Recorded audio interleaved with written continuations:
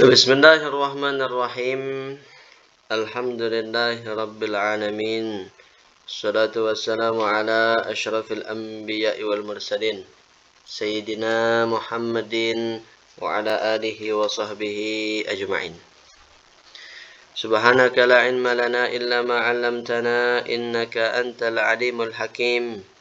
Rabbi shrah li sadri wa yassir li amri wahlul 'uqdatam min lisani yafqahu qawli. Alhamdulillah, kita sudah sampai di hadis yang ke-8 dari Arba'in An-Nawawiyah karangan Imam An-Nawawi Yahya bin Sharafuddin An-Nawawi. Al-hadits ats-tsamin, umirtu an uqatila an-nas. An Ibni Umar radhiyallahu anhuma anna Rasulullah sallallahu alaihi wasallam qala umirtu an uqatila an-nas hatta yashhadu an la ilaha illallah wa anna Muhammadan Rasulullah wa yuqimus salah wa yu'tuz zakah fa idza fa'alu dhalika 'asamu minni dima'ahum wa amwalahum illa bihaqqil Islam wa hisabuhum 'ala Allah ta'ala. Rawahul Bukhari wa Muslim. Hadis yang ke-8 dari Ibnu Umar radhiyallahu anhuma, anak Sayyidina Umar bin Khattab atau yang dikenal dengan Abdullah bin Umar, bahwa Rasulullah sallallahu alaihi wasallam bersabda, saya diperintahkan untuk memerangi manusia sampai mereka bersaksi bahwa tiada Tuhan selain Allah dan Nabi Muhammad adalah Rasul utusan Allah, dan mendirikan salat, menunaikan zakat. Maka apabila mereka sudah melakukan yang demikian tadi itu, maka mereka memelihara dariku darah mereka dan harta mereka kecuali dalam hak Islam. Dan perhitungan mereka itu dikembalikan kepada Allah Subhanahu wa taala. Hadis riwayat Imam Bukhari dan Muslim. Nah, di sini Rasulullah sallallahu alaihi wasallam menyampaikan bahwa beliau dalam keadaan diperintahkan oleh Allah Subhanahu wa taala. Artinya, siapa yang memerintahkan Rasulullah sallallahu alaihi wasallam selain Allah tidak ada. Yang memerintahkan Rasulullah sallallahu alaihi wasallam tentunya hanya Allah Subhanahu wa taala. Apa yang kemudian diperintahkan oleh Allah Subhanahu wa taala? An uqatilan nas. Saya diperintahkan, kata Nabi, untuk memerangi manusia. Nah, hadis ini seringkali disalahpahami oleh sebagian orang atau sebagian kelompok sehingga menganggap Islam itu agama teroris, Islam itu agama bom, bunuh sana, bunuh sini, perang sana, perang sini, dianggap Islam itu agama perang. Nah, itu disebabkan karena salah dalam memahami hadis ini. Oleh karena itu, pentinglah bagi kita ketika membaca redaksi-redaksi hadis seperti ini dengan adanya guru yang membimbing untuk mengetahui apa kemudian makna dari hadis itu. Nah, itu kalau dibaca terjemahannya seperti itu. Tapi kalau kita lihat dari redaksi Arabnya, di sini menggunakan uqatilan nas. Uqatila berasal dari kata, dari timbangan qatala yuqatilu yang bermakna saling. Artinya, siapakah yang diperangi itu? Kalau ada orang yang memerangi kaum muslimin, kalau ada orang yang mengganggu kehormatan kaum muslimin, nah itulah yang dimaksudkan itu. Artinya bukan berarti kita melihat orang kafir, non-muslim, langsung bacok sana, langsung pukul sana, perangi sana, bom di sana, dianggap itu kemudian fisabilillah. Tidak ada ajaran Islam seperti itu. Nauzubillah, itu bukan ajaran Islam. Makanya ada istilah di dalam Islam, ada namanya kafir harbi dan ada juga namanya kafir zimmi. Kafir zimmi artinya orang-orang yang tinggal, orang kafir yang tinggal di bawah naungan kaum muslimin, yang kemudian mereka membayar denda setiap tahunnya. Nah, orang-orang kafir zimmi ini yang tidak mengganggu kehormatan kaum muslimin, tidak mengganggu hartanya, kemudian jiwanya kaum muslimin juga tidak terganggu dengan mereka. Nah, mereka ini haram untuk kita ganggu juga. Terpelihara darah mereka, terpelihara harta dan kehormatan keluarga mereka. Itu kalau kafir zimmi. Ada yang kedua, yaitu kafir harbi yang memerangi kaum muslimin. Nah, itulah yang diperangi. Nah, hadirin hadirat yang dimuliakan oleh Allah Subhanahu wa taala, di hadis ini para ulama kemudian menjelaskan, mensyarahkan kepada kita bahwa perintah dari Allah kepada Rasulullah sallallahu alaihi wasallam yang kemudian diperintahkan untuk berperang ini, di sini dijelaskan kana hadzal amru ba'dal hijrah. Perintah Allah kepada Rasulullah sallallahu alaihi wasallam untuk berperang itu setelah Nabi Muhammad sallallahu alaihi wasallam berhijrah dari kota Mekkah menuju Madinah. Artinya bahwa Nabi Muhammad sallallahu alaihi wasallam tinggal di Mekkah kurang lebih selama 13 tahun dan beliau berdakwah. Di saat itu beliau diancam, ingin dibunuh, diganggu, dicela, dihina. Beliau tidak pernah membalas itu semuanya. Beliau selama 13 tahun berdakwah dengan kesabaran, dengan kelembutan. Kemudian di saat itu beliau juga di samping itu mendapatkan hinaan, mendapatkan ancaman, mendapatkan gangguan dari kaum kafir Quraisy selama kurang lebih 13 tahun. Beliau tidak ada membalas perbuatan-perbuatan mereka. Bahkan orang-orang yang mengikuti Nabi Muhammad sallallahu alaihi wasallam ada yang sampai dibunuh, tapi Nabi tidak pernah melawan, membalas dengan peperangan pada waktu itu. Karena memang belum diperintahkan oleh Allah Subhanahu wa taala, yang mereka lakukan hanya memaafkan perbuatan-perbuatan kaum kafir Quraisy itu. Nah, seperti itu. Barulah ketika Nabi sallallahu alaihi wasallam hijrah, di saat itulah kemudian Allah memerintahkan kepada Rasulullah sallallahu alaihi wasallam untuk melawan, memerangi gangguan-gangguan yang mereka berikan itu. Nah, hadirin hadirat yang dimuliakan oleh Allah Subhanahu wa taala,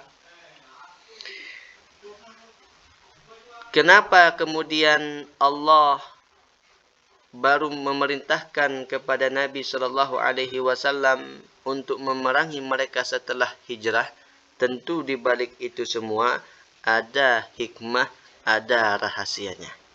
Nah, para ulama menjelaskan kepada kita di antara hikmah dan rahasia Allah tidak memerintahkan Nabi untuk melawan ketika masih berada di Mekah itu. Yang pertama, karena pada waktu itu kaum muslimin masih dalam keadaan sedikit, masih menjadi minoritas. Yang menjadi mayoritas di saat itu para penyembah berhala, orang-orang kafir. Sehingga apabila Nabi Shallallahu alaihi wasallam melawan mereka pada waktu itu, mereka tentunya dengan jumlah yang sedikit akan mengalami kekalahan. Kalau mereka sudah kalah, sampai situlah Islam terhenti. Nah, itu di antara hikmahnya Allah tidak memerintahkan Nabi untuk melawan pada waktu itu. Yang kedua, karena untuk menguji keimanan para sahabat yang mengikuti Nabi Muhammad sallallahu alaihi wasallam. Allah ingin melatih mereka bagaimana dengan ancaman, ujian, gangguan dari kafir Quraisy itu untuk menguji keimanan mereka. Yang ketiga, agar tidak terjadi pertumpahan darah di rumah mereka pada waktu itu. Kenapa seperti itu? Karena di saat di Mekah itu mungkin saja ada istrinya yang Islam, kemudian bapaknya, suaminya kafir. Ada yang anaknya mungkin Islam, orang tuanya kafir, atau orang tuanya yang Islam, anaknya yang kafir, atau sesama saudara, ada salah satunya Islam, ada lagi yang lain kafir. Nah, kalau Allah memerintahkan di saat itu untuk melawan, maka terjadilah pertumpahan darah dalam satu rumah. Nah, setelah Nabi Shallallahu Alaihi Wasallam berhijrah ke Madinah, jelaslah mana yang Islam dan mana yang kafir, barulah diperintahkan untuk melawan gangguan mereka itu. Nah, itulah di antara hikmahnya Allah tidak memerintahkan Rasulullah Shallallahu Alaihi Wasallam memerangi mereka atau melawan kepada mereka di saat masih berada di Makkah itu. Nah, hadirin hadirat yang dimuliakan oleh Allah Subhanahu wa taala. Nah, dari kisah perjalanan Rasulullah sallallahu alaihi wasallam tadi, kita bisa melihat bahwa Allah itu selalu tadrij, artinya selalu bertahap dalam memperbuat hukum-hukum, perundang-undangan, aturan-aturan. Allah itu selalu bertahap. Kita lihat tadi bagaimana baru diizinkannya berperang ketika beliau sudah hijrah.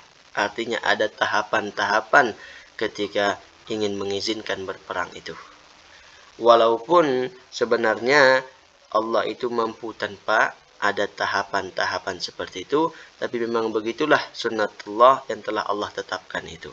Sama seperti hadis yang sudah kita baca di sebelumnya, bagaimana tahapan-tahapan penciptaan manusia, mulai dari kandungan, mulai dia berupa sperma, kemudian 40 hari berupa alaqah segumpal darah, berubah lagi mudghah segumpal daging, kemudian ditiupkan ruh di situ, akhirnya hidup janinnya, bertahan selama kurang lebih 9 bulan 10 hari, kemudian keluar. Nah, di situ ada tahapan-tahapannya. Walaupun sebenarnya Allah mampu tanpa tahapan-tahapan itu, tapi memang begitulah yang sudah ditetapkan sunnatullah oleh Allah Subhanahu wa taala. Nah, begitu juga dengan hukum-hukum Allah, peraturan-peraturan Allah itu ada juga tahapan-tahapannya. Kita lihat misalnya bagaimana di zaman jahiliyah dahulu orang-orang jahiliyah memiliki budaya kebiasaan yang mungkin itu dilarang. Nah, Allah ketika menurunkan hukum itu pasti bertahap. Misalnya seperti contoh riba. Riba ini dahulu di zaman jahiliyah adalah kebiasaan orang-orang jahiliyah pada waktu itu. Orang pada waktu itu tidak mau memberikan hutang kepada orang lain kalau tidak ada lebihannya. Nah, itu kebiasaan orang-orang jahiliyah pada waktu itu melakukan riba. Datanglah kemudian Islam. Pada saat itu Islam tidak langsung melarang mereka untuk berhenti dari riba. Kenapa? Karena masih banyak dari mereka rata-rata di setiap rumah itu melakukan riba. Nah, akhirnya Allah ketika menurunkan hukum riba ini dijelaskan oleh para ulama setidaknya ada 4 tahapan.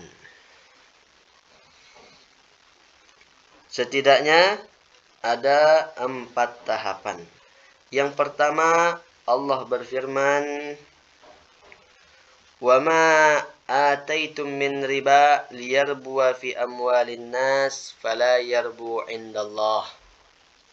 Allah berfirman, apa yang kalian kerjakan dari perbuatan riba itu dengan harapan harta kalian berkembang, maka ketahuilah sesungguhnya harta kalian itu tidak akan berkembang di sisi Allah Subhanahu wa taala. Jadi artinya apapun yang bercampur dengan riba itu tidak akan berkah walaupun zahirnya terlihat untung. punya uang 100.000, pinjamkan kepada orang lain disuruh bayar 120.000. Nah, itu artinya riba. Walaupun zahirnya kelihatan menguntungkan, tapi sesungguhnya itu tidak ada berkahnya di sisi Allah Subhanahu wa taala. Nah, para sahabat ketika mendengar ayat ini, sebagian dari mereka ada yang berhenti dari riba. Tapi sebagian lagi ada yang masih melakukan riba. Karena dianggap ayat ini tidak ada larangan dari Allah. Allah cuma memberitahukan bahwa di riba itu tidak berkah. Ya sudah, cuma nggak berkah, nggak ada larangan kok. Nggak apa-apa dah aku berbuat riba. Nah, itu sebagian sahabat ada yang meninggalkan, ada juga yang masih melakukan riba. Sahabat yang memiliki pemikiran yang dalam, pengetahuan keimanan yang tinggi, mereka berhenti ketika mendengar ayat itu. Tapi sebagian lagi ada yang masih melakukan perbuatan itu karena imannya masih lemah. Nah, ini tahapan yang pertama. Yang kedua, Allah Subhanahu wa taala kemudian berfirman lagi,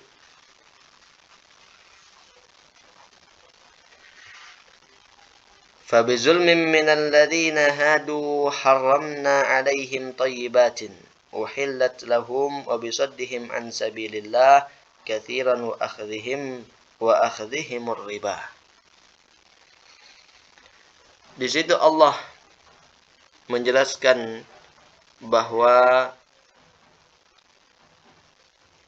orang-orang Yahudi itu diharamkan kepada mereka sesuatu yang dahulunya diperbolehkan kepada mereka. Tapi karena sebab mereka ini melakukan perbuatan riba, akhirnya Allah mencela. Allah mengutuk orang-orang Yahudi dengan sebab perbuatan ribanya itu. Nah, para sahabat ketika mendengar ayat ini mengatakan, oh, itu orang Yahudi yang seperti itu. Orang Yahudi yang dimaksud di dalam ayat itu. Kita bukan orang Yahudi. Akhirnya sebagian mereka masih tetap melakukan riba. Ada lagi sebagian yang lain berhenti karena meyakini saya takut juga terkena cela, terkutuk sebagaimana orang-orang Yahudi karena melakukan perbuatan riba itu. Karena memang di ayat ini tidak ada Allah melarang secara pasti riba itu. Hanya Allah menjelaskan bagaimana orang-orang Yahudi dahulu dikutuk karena sebab perbuatan yang mereka perbuat, yaitu riba itu. Nah, ini tahapan yang kedua. Yang ketiga, Allah kemudian berfirman, Ya ayyuhalladzina amanu la ta'kulur riba ad'afam mudha'afah. Wahai orang-orang yang beriman, janganlah kalian memakan riba dengan mengambil keuntungan yang besar. Ketika mendengar ayat ini lagi, nah, ada sahabat yang memahami, oh, riba itu memang nggak boleh kalau bunganya besar, keuntungannya besar. Tapi kalau bunganya sedikit, maka bisa boleh. Nah, itu sebagian sahabat memahami seperti itu. Akhirnya mereka tetap melakukan riba, dikurangin, tapi bunganya yang awalnya 10% jadi 2% misalnya. Nah, tapi ada juga yang kemudian berhenti. Nah, itu tahapan yang ketiga. Kemudian yang terakhir, Allah Subhanahu wa taala berfirman lagi, Ya ayyuhalladzina amanu taqullaha wa dharu ma baqiya minar riba in kuntum mu'minin fa illam taf'alu fa'adhanu biharbin minallah wa rasulih. Wahai orang-orang yang beriman, takutlah kalian kepada Allah dan tinggalkanlah apa yang tersisa dari perbuatan riba itu jika kalian orang-orang yang mengaku beriman kepada Allah. Tapi kalau kalian masih melakukan perbuatan riba itu, maka umumkanlah peperangan kepada Allah dan Rasul-Nya. Nah, ini tegas di sini larangan terakhir bahwa riba itu tidak boleh. Kalau masih juga melakukan riba, maka dia berarti mengadakan peperangan kepada Allah dan Rasulnya. Kalau sudah melawan Allah dan Rasulnya, kira-kira kita akan menang atau tidak? Tentu tidak akan menang. Akan dihancurkan oleh Allah Subhanahu wa ta'ala. Nah itu. Tapi kalau bertaubat lagi, Allah Maha Penerima taubat. Kalau bertaubat tentunya Allah pasti akan menerimanya. Nah ini tahapan-tahapan dalam Allah menentukan hukum-hukum itu. Di situ juga ada tahapan. Memang perkara riba ini perkara sulit, perkara duit, perkara uang. Di zaman Rasulullah Shallallahu Alaihi Wasallam pun Allah bertahap dalam menurunkan peraturan-peraturannya itu. Nah itu. Dan masih banyak lagi tentunya hukum-hukum Allah itu dalam tahapan-tahapan. Di dalam yang lain tentunya masih banyak lagi. Nah itu. Umirtu an uqatilan nas hatta yashhadu an la ilaha illallah wa anna Muhammadan Rasulullah. Kata Nabi, saya diperintahkan untuk memerangi manusia sampai mereka bersaksi bahwa tidak ada Tuhan selain Allah dan Nabi Muhammad adalah Rasul Allah. Nah, di sini siapakah yang dimaksudkan yang diperangi itu? Ada 3. Yang pertama, orang kafir. Orang kafir yang bagaimana yang diperangi? Pertama, kafir harbi. Orang seperti tadi yang memerangi kaum muslimin. Atau yang kedua, kafir zimmi. Tapi diperangi dalam arti bukan perang kelahi. Bukan perang yang kita tahu umumnya yaitu bentrok seperti itu. Diperangi juga kafir zimmi ini dengan cara disuruh dia membayar denda setiap tahunnya kalau dia tinggal di negara muslim. Nah itu juga bentuk memerangi artinya. Memerangi tidak sebatas berarti kelahi, tapi menunjukkan kepada hal-hal yang demikian itu juga bagian daripada memerangi mereka. Yang kedua yang diperangi adalah orang-orang yang tidak sholat. Nah itu juga diperangi. Orang-orang yang ketiga, orang-orang yang tidak membayar zakat. Bagaimana cara memeranginya? Mungkin bisa dipenjara. Kalau dia nggak tobat dipenjara. Nanti kalau dia tobat sudah sholat lagi baru dikeluarkan. Nah itu juga bentuk daripada memerangi. Bukan berarti diperangi kemudian dibunuh. Tidak. Nah itu. Memerangi artinya sangat luas. Bisa seperti tadi menunjukkan kebenaran dengan cara yang demikian itu. Nah itu.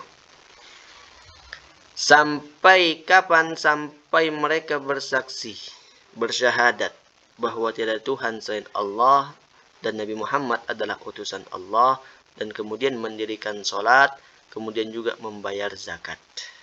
Apabila mereka telah melakukan hal-hal yang demikian itu, maka terjagalah harta mereka, darah mereka, kehormatan mereka. Artinya, kalau orang sudah mengucapkan syahadat, kemudian dia sholat, kemudian dia bayar zakat, nah itu artinya orang kita, sama seperti kita dia sudah jadi muslim, maka berlaku hukum-hukum Islam kepada orang itu.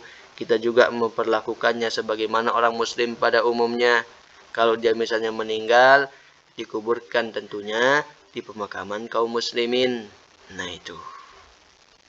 Illa bihaqqil Islam, kecuali dalam hak-hak Islam. Artinya, kalau dia melakukan perbuatan-perbuatan yang melanggar hukum-hukum Islam, undang-undang Islam, maka yang menyebabkan dia hilang kehormatannya, melakukan perbuatan yang menyebabkan hilang kehormatan dirinya dan hartanya serta darahnya, maka dia terkena hukum-hukum Islam.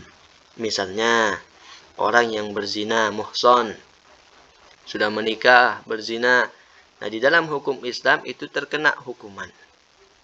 Dia memang bersyahadat, dia memang sholat, dia juga bayar zakat, puasa, tapi dia karena sebagai muslim kemudian mengerjakan perbuatan yang bisa menghilangkan kehormatan dirinya seperti berzina, muhson tadi, akhirnya sekarang jadi halal darahnya.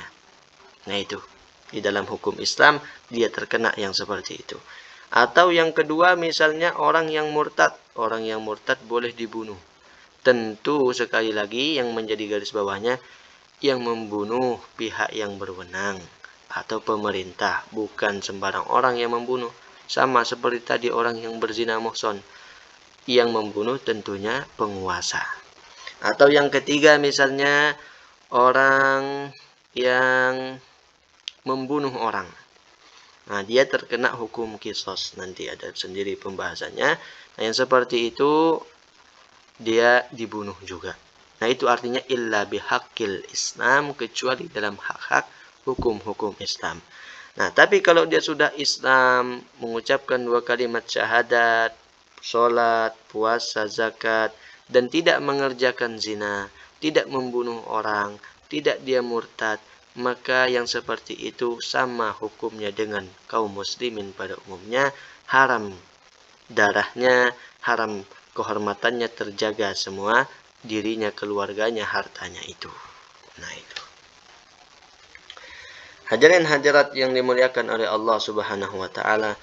Kemudian wa hisabuhum 'alallahi taala, dan hisabnya, perhitungan mereka itu Allah lah yang menghitung. Artinya masalah dia masuk Islam ini karena apa? Karena ini, karena itu, mungkin karena apalah, itu urusan hati.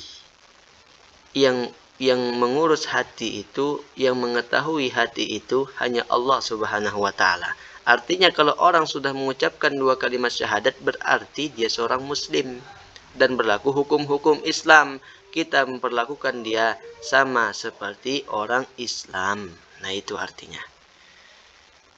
Rasulullah Shallallahu alaihi wasallam bersabda, "Ma umirtu an asyqa an qulubin nas." Saya tidak diperintahkan untuk membelah dada manusia. Artinya kalau dia sudah mengucapkan 2 kalimat syahadat, nggak perlu kita koreksi sampai dalam-dalam, kita tanya, ini benar nggak ini masuk Islam? Nah, itu tidak perlu seperti itu. Karena di zaman Nabi Shallallahu alaihi wasallam ada sahabat namanya Usamah bin Zaid. Usamah bin Zaid ini diperintahkan untuk Nabi berperang melawan kabilah Juhainah. Berangkatlah Usamah bin Zaid untuk berperang dengan rombongannya, sampailah dia di medan peperangan, kemudian menemukan laki-laki musuhnya yang mengucapkan la ilaha illallah Muhammad Rasulullah. Nah, Usamah ketika itu membunuh laki-laki itu. Diketahui kemudian oleh sahabat yang lain, dilaporkan kepada Nabi SAW, wahai Rasul, Usamah telah membunuh laki-laki yang padahal laki-laki ini sudah mengucapkan la ilaha illallah. Apa reaksi Nabi? Respon Nabi? Nabi marah ketika itu. Nabi marah kepada Usamah. Hal syakokta an kulubih. Apakah kau bedah dadanya? Artinya, emang kamu tahu apa isi hatinya? Kamu bunuh. Ya Rasulullah, saya kira dia cuma takut aja. Sudah terdesak baru dia bilang kayak gitu. Sudah saya bunuh, katanya. Emang kamu bedah dadanya? Kamu mengetahui hatinya? Itu kalau kita bahasakan. Nah begitu. Artinya hadirin hadirat, dalam hal ini, kalau orang sudah mengucapkan syahadat, kita cukup memandang zahirnya saja. Tidak perlu dikoreksi. Masalah urusan hatinya karena apa dia masuk Islam, itu urusan dia dengan Allah Subhanahu wa ta'ala. Tapi ketika dia mengucapkan 2 kalimat syahadat, berlakulah kepada dia hukum-hukum Islam, dan kita memperlakukan sama seperti kaum muslimin pada umumnya. Kalau dia meninggal tentunya dikuburkan di pemakaman kaum muslimin. Nah, ini hadis yang ke-8. Sampai di sini dulu, nanti kita lanjutkan di hadis yang ke-9. Allah Subhanahu wa taala a'lam.